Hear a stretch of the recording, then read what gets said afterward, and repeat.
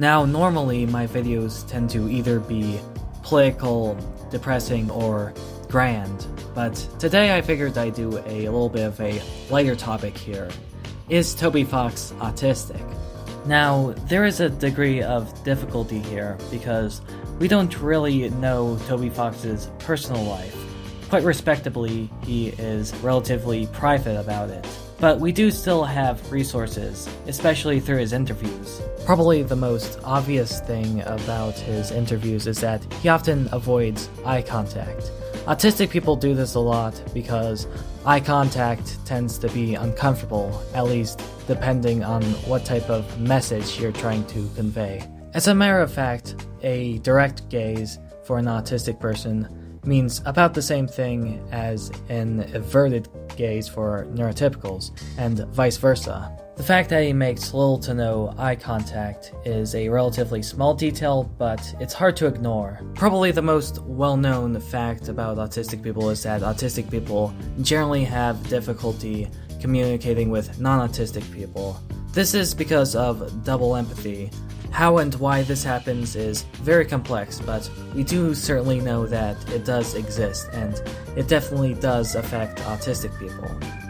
This can definitely be seen in Toby Fox. For example, when addressing a crowd, instead of talking to them directly, he, at least for most of the interview, talks through a character rather than speak to the audience directly. It's actually kind of hard to describe without seeing the entire interview yourself.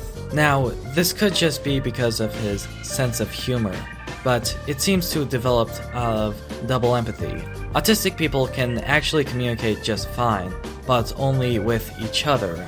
Since autistic people, as of now at least, rarely meet other autistic people, it is tempting to avoid conversation altogether, as Toby Fox almost does.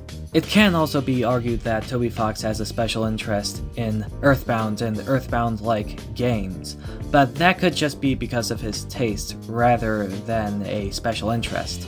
Again, our evidence is quite limited, but so far we do see that it is at least plausible under the technical criteria that Toby Fox is autistic.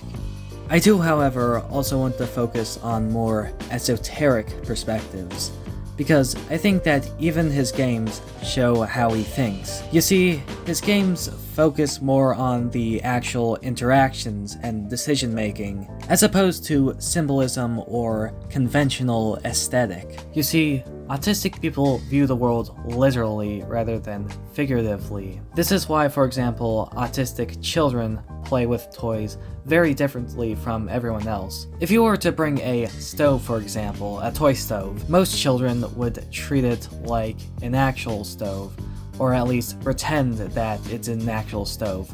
This is because, while the stove isn't an actual stove, it doesn't do anything a actual stove would do, it does have the aesthetic of a stove, at least to the extent where it represents a stove. Autistic people, on the other hand, are more likely to think of it as what it literally is, a plastic thing, a plastic box that may or may not open and close.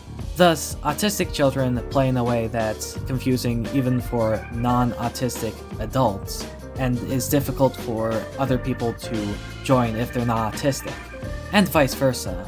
Most RPGs tend to have a very big story, a very in-depth and complex narrative, but they have difficulty connecting that narrative to the actual gameplay. For Toby, however, interaction is vital. I'm gonna try not to spoil anything here, but Undertale wouldn't be the same game if it didn't have multiple endings. In fact, the entire narrative would have been lost without it. In Deltarune so far, your actions are a lot less consequential. However, Toby still shows his sensitivity to interaction, since that is the entire theme, and the entire game plays off of that. Even the humor is more literal and interactive, often playing off the relationship between the player's decisions and the consequences. There's also a very common theme of loneliness and social helplessness. Again, possibly due to double empathy. This could also be why the Undertale and Deltarune fandoms tend to have a overrepresentation of autistic people. Now, I am basing this off of anecdotal evidence. However, this would be further evidence that Toby Fox is autistic, because heuristically speaking, autistic people tend to gravitate towards other autistic people. This is Non-Autistic signing out.